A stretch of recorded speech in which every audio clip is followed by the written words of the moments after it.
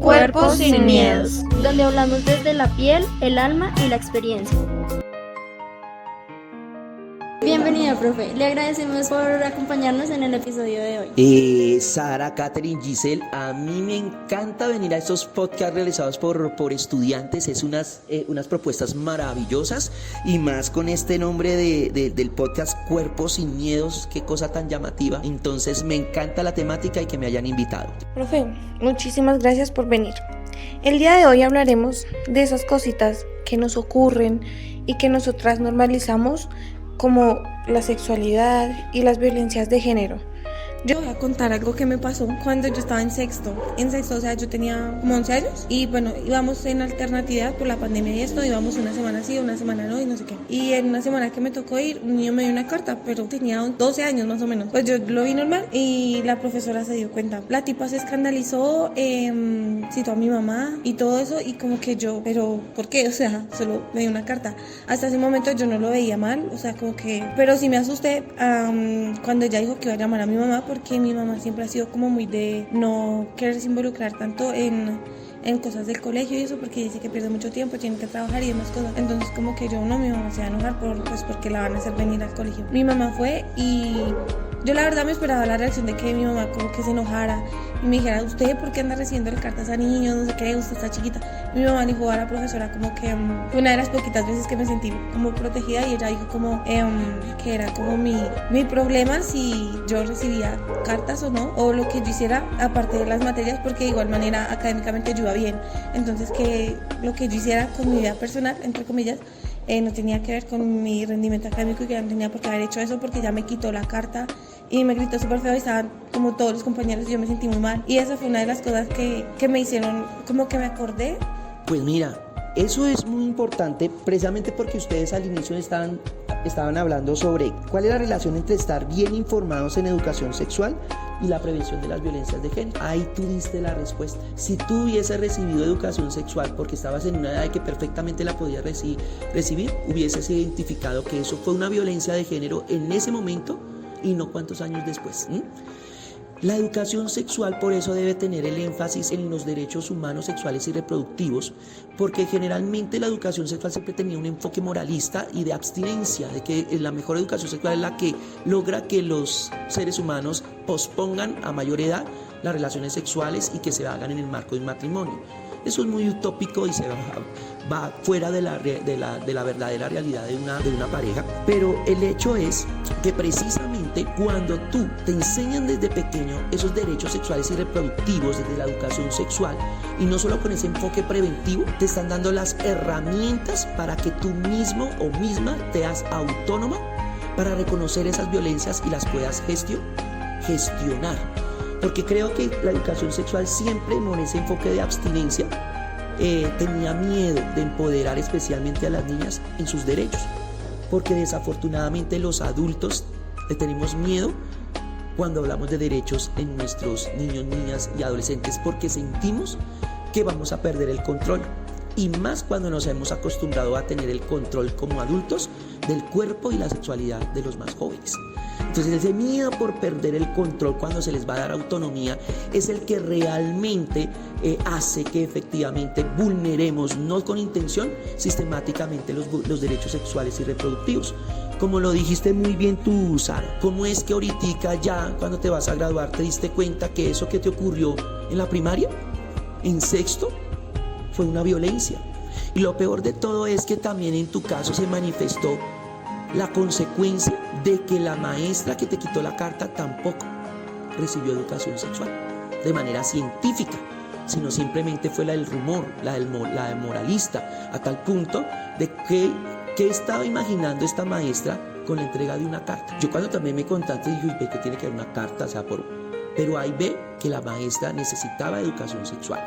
Y es que tenemos que tener en cuenta, y es que nosotros somos una sociedad analfabeta en el tema, porque si ustedes preguntan a sus padres, ellos no recibieron educación sexual, mucho menos los abuelos. Entonces hay un analfabetismo social en ese tema, y lo que nos han transmitido a las nuevas generaciones son los errores y el analfabetismo de los adultos, y eso es grave porque termina sistemáticamente legitimando la vulneración de los derechos de niños, niñas y jóvenes. Entonces ahí está la importancia de que la educación sexual debe ser importante, pero con enfoque de derechos, y que la educación sexual no debe ser solamente para adolescentes, sino que debe ser una educación sexual en familia, porque la familia también necesita educación sexual. Bueno, la verdad, yo necesitaba muchas cosas, o sea, yo pensaba que tenía un conocimiento, yo decía, sí, yo sé cosas, pero después de esa charla me enteré de que siempre falta algo más por saber. A mí, pues sí me parece bastante importante mencionar lo de la educación sexual en familia, porque pues también he tenido muchas experiencias frente al tema con mi familia, porque digamos, cuando yo inicié mi vida sexual, la única que se enteró que quería planificar y me ayudó fue mi mamá. Pues ahí también quiero recalcar que pues también importa mucho que el papá también como que tenga esa conexión con la hija, pues porque normalmente los papás como que nunca quieren tocar los temas con la hija frente a sexualidad y todo lo que abarca, porque no se les da como pena, no se sienten en el conocimiento adecuado para hacerlo. Entonces tengo muchas experiencias frente a eso. Mira, completamente de acuerdo. De hecho, los nuevos enfoques de educación sexual es de enfoque familiar, porque muchas veces educamos a los hijos, y cuando los hijos empiezan a manifestar esos aprendizajes en educación sexual en la familia lo ve negativamente. Mira, yo te voy a contar una experiencia que a mí me pasó cuando estamos hablando del tema de las violencias de género. Lo mismo, mis estudiantes creían que las violencias de género eran hombres pegándole a las mujeres, pero no se imaginaban el espectro que había en todo, ni siquiera diferenciaban entre un acoso, un abuso. Todas creían que violación era un asalto con penetración, pero no sabían que el acoso era una violencia y nada de eso, y las mamás solo enseñan que es peligroso las relaciones sexuales con penetración, y las demás como que las obvian, pero esas son el inicio de violencias mucho más fuertes. Entonces, efectivamente, cuando se hace la educación en familia, va a evitar lo que me pasó a mí, que llegaron mis chicos con ya un fuerte conocimiento de identificar violencias de género, y pues lógico, del colegio, pues las primeras espacios donde van a identificar violencias es en su casa y en su colegio, ¿dónde más? Y cuando estaban en la casa, pues empezaron a tener inconvenientes mis estudiantes con los papás principalmente. Tuve un estudiante mujer, que me la golpeó la mamá con el cable de la plancha, ustedes le llaman el cargador de la plancha. ¿Por qué? Precisamente porque le quiso preguntar sobre el condón. ¿Se acuerdan que les dije eso en la charla? Sobre la tarea. Y la mamá no creyó que era una tarea, sino que se imaginó quién sabe qué cosa y la agarró a golpes. Ahí que fue una consecuencia de una mamá que no recibió educación sexual, y frente al conocimiento empoderado de su hija reaccionó con violencia. Y luego me pasa con un estudiante que me llega con el ojo morado. ¿Y qué le pasó? Mi papá me pegó. ¿Por qué? Profe, lo que pasa es que él estaba viendo una película y se puso un comentario delante de mi mamá que es violencia de género. Y así se lo dije a mi papá, y cuando mi papá escuchó que yo utilicé la palabra violencia de género, me dijo que me estaban educando las feminazis, que por eso a los hombres los están mangoneando las mujeres, y que por eso, y le pega el puño para que aprenda a ser hombre y no se deje mangonear de las mujeres. Entonces, caramba, ellos mismos dijeron, profe, el tema de las violencias de género nos está poniendo en peligro en nuestras propias familias, nos está poniendo en contra de nuestras propias familias, y nosotros no podemos escapar de nuestras familias, pero tampoco queremos ponernos una máscara frente a este tema cuando estamos con mi familia y aguantando las violencias. Tiene que educar a la familia. Y efectivamente fue ahí cuando dijimos que la educación sexual tenía que tener un enfoque familiar. Porque ¿qué sirve que eduquemos a los jóvenes cuando la mayoría de sus adultos que los rodean están en contra de lo que se les está enseñando? Entonces entran en un círculo de violencia. Entonces, precisamente cuando la educación sexual se enfoca con la familia, vamos a evitar que tengamos problemas como lo de la carta. Vamos a evitar problemas de que porque solamente cuando tenemos estos temas los tenemos que hablar como si fuera un tabú completo. Y eso que tú tuviste suerte de que tu mamá te empoderó.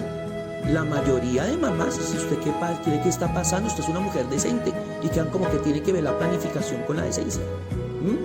Entonces, cuando la familia se vincula a la educación sexual, especialmente las mamás, y empiezan a conocer el tema de las violencias de género, empiezan ellas mismas a replantear todo lo que ellas consideran como educación sexual, y se dan cuenta que efectivamente fueron violentadas. La educación sexual en familia libera a la familia y mejora las relaciones entre padres e hijos. Yo siento que la educación sexual ha avanzado mucho, porque pues antes no era un tema que se tocaba porque eran muchos tabús, y siento que ahora las personas, entre las familias, como que entre más jóvenes, mayor manejo tienen del tema, ya no tienen tantos problemas al hablar de ese tema, y siento que la educación sobre la sexualidad sí está ayudando mucho para poder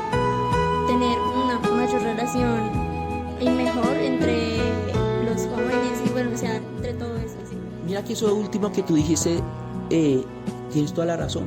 Hablamos de educación sexual, pero cuando colocamos, bueno, en esto que hablan de que enseñemos para la vida, ¿qué sería una educación sexual para la vida? Pues nuestra vida en pareja. Y la mayoría de adultos, cuando nos reunimos, casi que todas las conversaciones negativas es en todos los problemas que tenemos en pareja.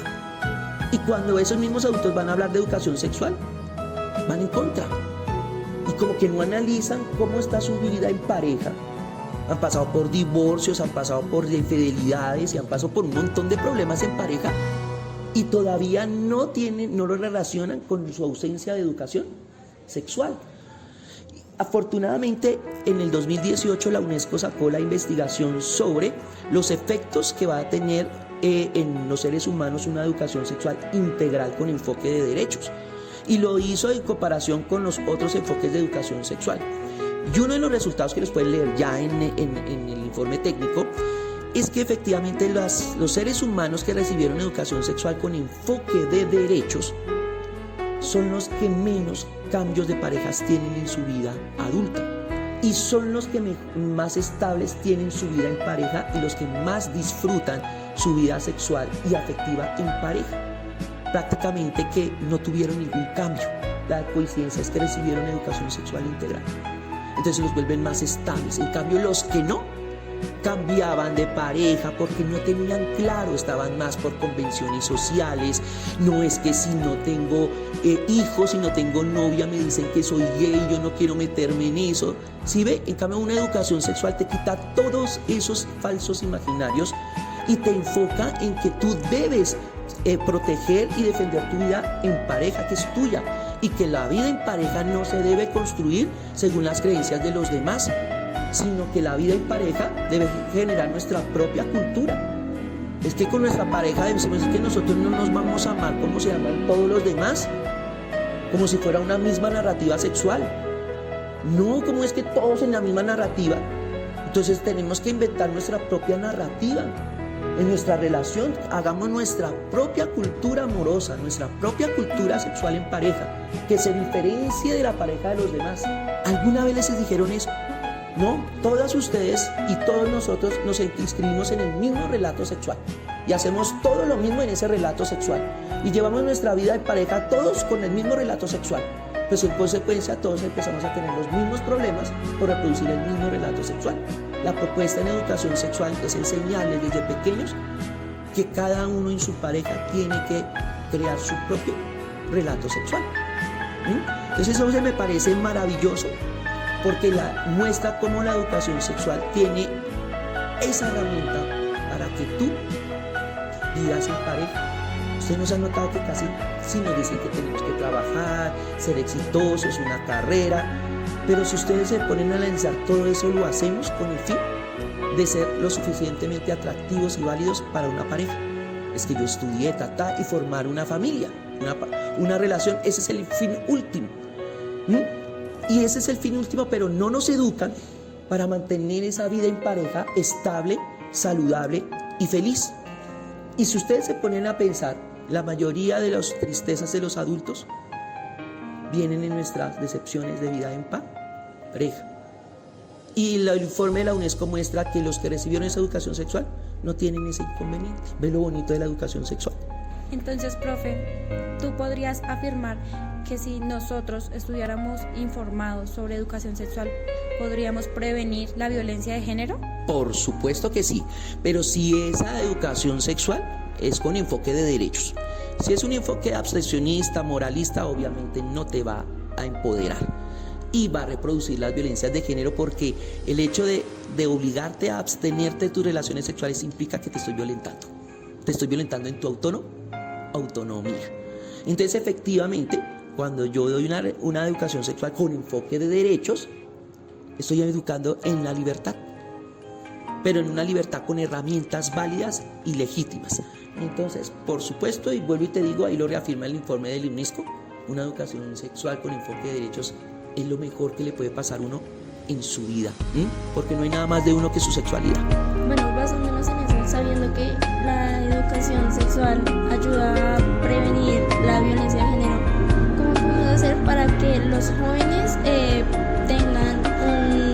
respeto mutuo entre ellos, aunque pues como que uno sepa más del tema y de pronto el otro no tanto, pero pues o sea, como que son una pareja y quieren el mismo respeto. Nuevamente con educación sexual. Pero mira que para lograr esto, que haya un lugar de respeto mutuo, me imagino que entre hombres y mujeres, tocaba también romper con cierto tradicionalismo en la educación sexual. Generalmente siempre daban una educación sexual para las mujeres y una educación sexual para hombres, que eso es lo que genera que, por ejemplo, que uno como papá, ¿cómo le va a decir a la niña que se desarrolle? Es que le tengo miedo a la menstruación. Precisamente por eso. Entonces, precisamente con la educación sexual, con enfoque de derechos, es que tanto hombres y mujeres vamos a recibir la misma información. No existe una información de educación sexual exclusiva para mujeres simplemente porque tienen vulva y una exclusiva para los hombres simplemente porque tenemos pene, porque al fin y al cabo tanto la vulva y el pene lo utilizamos para la misma función. Entonces, efectivamente, cuando tú en educación sexual no separas a hombres y mujeres como lo hacían antes, entonces el hombre se vuelve sensible, ¿sí?, a todos los procesos de sexualidad que pasan las mujeres, incluso con sus represiones sociales. Y la mujer también descubre que nosotros, aunque no lo expresamos, también la pasamos duro en nuestro proceso de desarrollo. Por ejemplo, en mi experiencia, cuando hablamos de la menarquia y la espermaquia, primero las niñas dicen como, ¿por qué va a hablar de la menarquia y la menstruación delante de los hombres? Y ya implica que los hombres van a generar muchas burlas y comentarios negativos que van a hacerla sentir mal frente al proceso porque ya lo han vivido. Y por parte de los hombres dicen, ¿yo por qué voy a hablar de la menstruación? Si eso es de ellas. Y las niñas todas como, no, eso es de... Y las niñas empiezan a decir si eso es exclusivo de las mujeres y terminan reproduciendo lo que quieren atacar. ¿Sí? Que lo vuelven exclusivo para mujeres cuando y van excluyendo a los varones, así sea por miedo a las burlas. Entonces, cuando tú los vinculas y empiezan a escuchar esos sucesos, es que cuando yo me desarrollé, mi papá, ¡ay, caramba! Y recuerdan a su hermana. Y entonces empiezan a entender por qué la hermana tiene unos comportamientos con el papá. Empiezan a tejer cabos. Empieza, por ejemplo, a entender, por ejemplo, el proceso de la menstruación. Por ejemplo, las mismas mujeres. Uno de los principales desmontes que tengo que hacer en mi imaginario es que ustedes dejen de creer que la menstruación es mala, que es una mancha. Pero ustedes mismas, las mujeres, reproducen que eso es una mancha. Y uno dice, y que dice, es que mi abuela y mi mamá dicen que eso es una sangre picha, que eso hay que expulsar, y yo no me ha bajado la menstruación hace 6 meses, entonces yo me estoy enfermando por dentro. Entonces yo les digo, pues yo nací con la misma sangre y no me han hecho transfusión y todavía no me ha pichado ni nada. Son imaginarios que si no se desmontan ya generan un irrespeto hacia mí mismo y obviamente va a generar un irrespeto hacia el otro porque no conozco. Entonces cuando yo les digo, ¿usted sabe qué es que se les desprende el endometrio? ¡Ay! ¿Qué es el endometrio? O sea, menstruas todos los meses y no sabes qué es lo que sale, lo que evacúas por la vagina. Entonces cuando es un endometrio, es la parte de calor del bebé, son las paredes del útero. Y que cuando no hay bebé, entonces yo siempre les digo, es como cuando usted trae el bebé a la casa recién nacido, está en la casa, como el bebé está en el útero, pero necesita arroparlo. El bebé en el útero necesita ser arropado y eso lo hace las paredes, que es el endometrio. Y cuando no hay bebé, el endometrio dice, no hay bebé, pues me tengo que renovar y se desprende para hacer uno nuevo. Y entonces cuando la chica sabe que no se les desprendió el endometrio y no le llegó la menstruación, es porque hay bebé. Ven cómo ustedes mismas se sorprenden cuando la información les explica sus mismos procesos. Como, ¡oh, wow! Ahora entiendo por qué no me llega el periodo y sigo, estoy embarazada. Ahora entiendo el proceso y cuando entiendo el proceso como está en mi cuerpo, ahora sí entiendo cómo funciona la planificación. Entonces ya la sé utilizar mejor. Entonces, por ejemplo, yo tuve casos de chicas que no utilizaban el condón porque no creían en el condón, porque no sabían, entendían cómo era la relación de cómo evitar un embarazo. Y créanme, no sabían pues que el espermatozoide es una cosa y el semen es otra.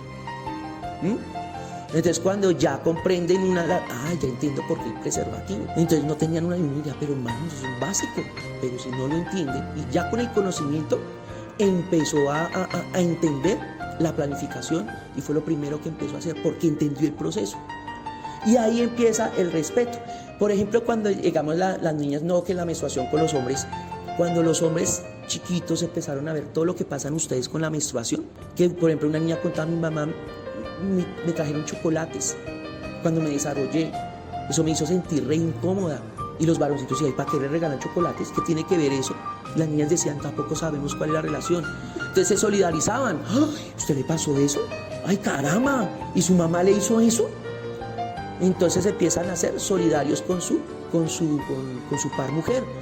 Y cuando llegamos al tema de la espermaquia, que es la primera eyaculación de semen del varón sin masturbación, y empezamos a contar el proceso de nuestro desarrollo, los sueños húmedos, y empezamos a contar lo que nos pasa a nosotros los hombres con eso, ustedes también eso sí lo solidarizan. Entonces, por ejemplo, cuando yo digo, no, es que en nosotros se les llega la menstruación, es muy evidente. Nosotros sabemos que nos desarrollamos cuando tenemos la primera eyaculación de semen, y al igual que ustedes muchas veces no saben qué les pasó, nosotros tampoco. Muchos creíamos que nos habíamos orinado nuevamente en la cama, pero veíamos ver que eso era diferente a la orina y no nos decían nada, sino hasta que uno llega al colegio y el que ya se desarrolló le contaba a uno que, ay, y yo no sé eso. Pero después que empiezan a contar que pues empiezan a tener pues emisiones nocturnas, erecciones, y empieza la mamá, usted es un morboso. O no, que me llegó mi hermano mayor a hablarme de masturbación y una cosa, resulta que mi mamá ya se dio cuenta pues de que estoy emitiendo semen en mis sueños húmedos y en vez de hablarme me está diciendo que yo soy un morboso. Entonces ya se le activa al imaginario a la mamá de que por ser hombre es un lascivo natural, un morboso natural y que todo solo piensa en sexo. Y empiezan, por ejemplo, a contar los varones, no, mijo, mira, me pusieron en álgebra a hacer un ejercicio y llegué con una erección y me mandaron a orientación y no sé qué. Ah, si la profesora hubiese recibido educación sexual, se da cuenta que de las 20 erecciones diarias de un varón adolescente, 19 son por oxigenación de la sangre y de pronto 2 si eso es por excitación sexual. Y que yo no puedo evitar esa erección porque me acabo de desarrollar. Pero la señora que fue educada que todos los hombres son morbosos, violentó a ese varón y le hizo creer que verdaderamente era un lascivo, de que porque es hombre somos morbosos. Y cuando las chicas empiezan a entender, y su mamá le pegó creyendo que se había orinado en la cama, y usted escondió las sábanas, y no sé qué, y todo eso le pasó, y usted hasta se dio cuenta que eso era semen cuando ya tenía tantos años y creyó que estaba enfermo porque estaba orinando distinto. ¡Ay, caramba! Lo que callan los hombres también. Y cuando empiezan a ver que cada uno tiene sus cuentos por falta de una educación sexual familiar, empiezan a ser solidarios. Y cuando, por ejemplo, me pasó que una niña en sexto tiene preciso el pasaje se desarrolló ahí en la silla. No, ¿cómo se sintió cuando vio que? Pero lo bonito fue que ya había pasado todas estas clases. Y cuando se levantó y al lado tenía solo hombres. Y los chinos nos dijo, vaya, el profesor de educación sexual para que no sepan de de una manera natural. Y efectivamente allá llegó la niña, profe, necesito una toalla higiénica. Y llegó con los 2 compañeros hombres. De hecho, los hombres fueron los que llegaron. Profe, necesitamos una toalla higiénica. ¿Y ustedes para qué necesitan una toalla higiénica? Profe, una compañera de nosotros le llegó la menarquia. Y utilizaron la palabra. Y yo era como, ¿y por qué la niña no viene? O sea, estaba admirado porque los varones se habían vinculado, pero estaba preocupado de que la niña seguía con la pena. Entonces les dije, muy bien, pero llámenla porque eso es normal. Y la niña no. ¿Y cuando qué pasó? Profe, me desarrollé. Ah, bien, mira, si ve esa niña, esa cajita con muñequita, ahí están las toallas. Ve, y yo ya hablé con 2 chicas grandes de 11 que te va a ayudar que son de mi proyecto, para que te expliquen cómo se pone la toalla, cómo esto, y ya le avisé a la orientadora para que llegue tu mamá y la vamos a asesorar para que ya llegues con tu mamá a tu casa y te dé toda la asesoría. Y efectivamente llegaron las 2 niñas de 11, lo cual de lindas, así como ustedes con su chaquetica, pero se sentían como cuando vieron a la niña, yo creo que ya se sentían identificadas cuando les pasó. Eso la llevaron al baño, se llevaron como 3 toallas para hacerles el curso completo. La niña el otro día, cualquiera hubiera como traumado de su menstruación, la niña llegó. Y feliz porque se hizo amigas de las grandes. De las grandes. Y efectivamente lo bonito fue que empezamos a ver cómo cambió la cultura en sexto. Ya los varones le quitaron el miedo a la menstruación, la chica ya no le tiene miedo de decirle a un hombre que pues se está menstruando, y ahí vemos precisamente lo bonito que es una educación sexual integral entre hombres y mujeres, sin una educación diferenciada, porque todos somos seres humanos. Bueno, respecto a, pues sí, tantos estigmas y todo eso, también queremos hablar de un tabú que pues es muy evidente, y es el del placer, algo que no se habla. Las 3 teníamos la duda de, o sea, ¿de qué manera tú crees que la educación sexual puede ayudar a visibilizar y validar la diversidad de experiencias sexuales en pareja? Bueno, Mira, cuando empezamos a hablar de educación sexual, de una vez se tiene que hablar de diversidad, pero en la diversidad no necesariamente la diversidad de género y diversidad sexual. Esas son las secundarias. Lo primero que tenemos que entender es hacer entender que hay diversidad dentro de lo que ustedes ven como homogéneos. Es decir, todas son mujeres, pero de ustedes, a pesar de que pueden ser todas mujeres cisgénero y heterosexuales, aún así son diversas, completamente diversas. Y lo mismo en los hombres. Entonces la primera diversidad que tenemos que empezar a enseñar y aceptar es la de nosotros mismos. No nos creamos el cuento que somos iguales. ¿Y por qué? Porque efectivamente te estábamos hablando de que la meta es que cada uno tenga su propio relato, su propia narrativa en sexualidad. Y para eso tenemos que empezar a respetarle su individualidad y sus decisiones al respecto. Entonces cuando ya, por ejemplo, empezamos a ver, claro, es que es muy distinto tú ser una mujer blanca, con una posición económica favorable, cisgénero, heterosexual, profesional, que una mujer negra, lesbiana, pobre, que vive en el Chocó. Ambas son mujeres, pero ahí ya hay una diversidad. Y luego vemos las otras diversidades que son las de género y la diversidad sexual. Pero primero tenemos que mirar que las primeras diversidades que atacan son las propias de cualquier ser humano, y se desdibuja enfatizando en el irrespeto a la diferencia sexual, para desdibujar al ser humano como que a ti también te están vulnerando tu diversidad y te hicieron creer que en sexualidad la diversidad son solo orientaciones sexuales. No, tú ya eres diversa porque eres diferente, y cuando tú rescatas tu diferencia empiezas a rescatar tu posicionamiento en el tema. Entonces efectivamente cuando tú te hablan de derechos, tú empiezas a entender que esos derechos están enmarcados en defender tu individualidad, tu identidad, y que la identidad no tiene que ser necesariamente sexual, la identidad se construye integral. Pero con esa educación tú empiezas a entender que te han irrespetado tu diversidad, y empiezas a entender que te hicieron creer que diversidad solo era sexual y de género, y que a partir de esa excusa se legitiman un montón de violencias de género para las mujeres. Entonces, efectivamente, cuando enseñamos educación sexual con enfoque de derechos y los estudiantes empiezan a analizar los derechos sexuales y reproductivos y los empiezan a analizar a la luz de cómo los ha ejercido, ahí es cuando se dan cuenta que se los vulneraron todos. Es más, se dan cuenta que ni siquiera conocen los derechos sexuales y reproductivos, y se dan cuenta que su mamá tampoco los conoce, que su papá, que tanto que le critica el TEPA, tampoco conoce los derechos sexuales y reproductivos. Y cuando empezamos a ver que hay un desconocimiento de los derechos sexuales y reproductivos, logramos entender por qué hay tanto problema para el respeto de la diversidad. Entonces, por ejemplo, cuando los papás empiezan a entender sobre los derechos sexuales y reproductivos y que ellos operan después de los 14 años, se angustian. Profe, ¿cómo entonces? Y lo primero que dice, entonces yo no puedo controlar a mi hija. Entonces uno le dice, ¿ves las dos palabras? Controlar, y solamente a tu hija, no a tu hijo. O sea, que tú tienes una mentalidad tradicional de que el papá tiene la misión de controlar a las mujeres. Tú no tienes que controlar a tu hija, la tienes que educar y empoderar, y lograr que los padres y madres separen control con empoderamiento es supremamente complicado.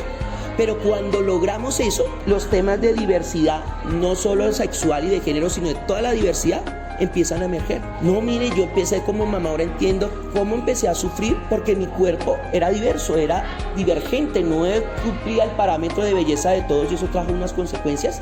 Para mí, mi cuerpo era diverso y yo creí que la diversidad era otra cosa. Entonces, a partir de esa educación sexual, efectivamente empieza a visibilizarse la importancia de la diversidad, pero no entendida como la diversidad que tiene el otro, sino que lo empiezo a entender desde la diversidad que yo tengo en mí. Y cuando yo mismo identifico mi propia diversidad, que no necesariamente tiene que ser sexual o de género, pero entiendo cuáles son mis diferencias y logro entender cómo me las han vulnerado por ser diferente, ahí yo ya me vuelvo más abierto a respetar las diferencias de los otros, incluyendo las sexuales y las de género. Esa es la magia de la educación sexual, porque empieza por ti mismo. ¿Tú crees que no fuiste víctima del tabú? ¿Tú crees que porque eres hombre o mujer heterosexual encaminado en la normalidad sexual no sufriste discriminación? ¿Será que a ti, mujer, que eres cisgénero heterosexual, tu mamá no te vigiló las toallas higiénicas? ¿No te prohibió salir y divertirte para evitar que quedaras embarazada? ¿No te prohibió el novio? ¿No te lo sacó corriendo? ¿Y tú no eres diversa sexual ni identidad de género? pero te respetaron desde tu diferencia. Uno como hombre, una vez como hombre que le diga a uno, por ejemplo, que lleve a uno a la casa a la chica o al chico, digamos en la matriz heterosexual, la chica que le gusta, y que el chico escuche que la niña se va después de hacer las tareas y que la mamá le pregunte, ¿y ella quién es? No, es una amiga. Menos mal es una amiga porque que no queda su novia porque esa mujer está muy fea. Como una mujer, que creo que no fue Miss Universo, le puede inculcar a su hijo varón que la que se merece estar con él es una mujer bonita. Si ves ahí cómo se está respetando la diversidad genética. ¿Quién dijo que había mujeres feas y mujeres bellas? ¿A quién se le atribuyó determinar qué es lo bello y qué es lo feo? Pues los que van en contra de la diversidad. No hay mujeres ni hombres feos ni bonitos. Hay diferencias, hay diversidad de caras y diversidad de formas. Pero a alguien se le ocurrió decir que tales son bonitos y tales son feos. Y eso es una arbitrariedad que va en contra de mi propia diversidad, porque me obliga a meterme en una matriz de homogeneidad. Entonces por eso como chica estoy en el espejo y en vez de verme feliz porque soy yo, me angustio porque no tengo el cabello de tal manera, me angustio porque me salió el grano, me angustio porque no cumplo los parámetros de belleza de todo mundo, incluso uno de hombre.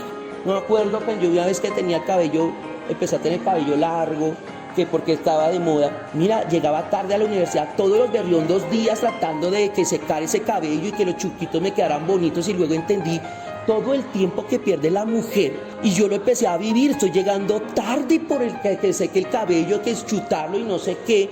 Y más encima ahora veo que las chicas, además del cabello, el maquillaje, todo eso, y se acostumbraron a toda esa pérdida de tiempo. Y solo lo vi yo cuando empecé a perjudicarme.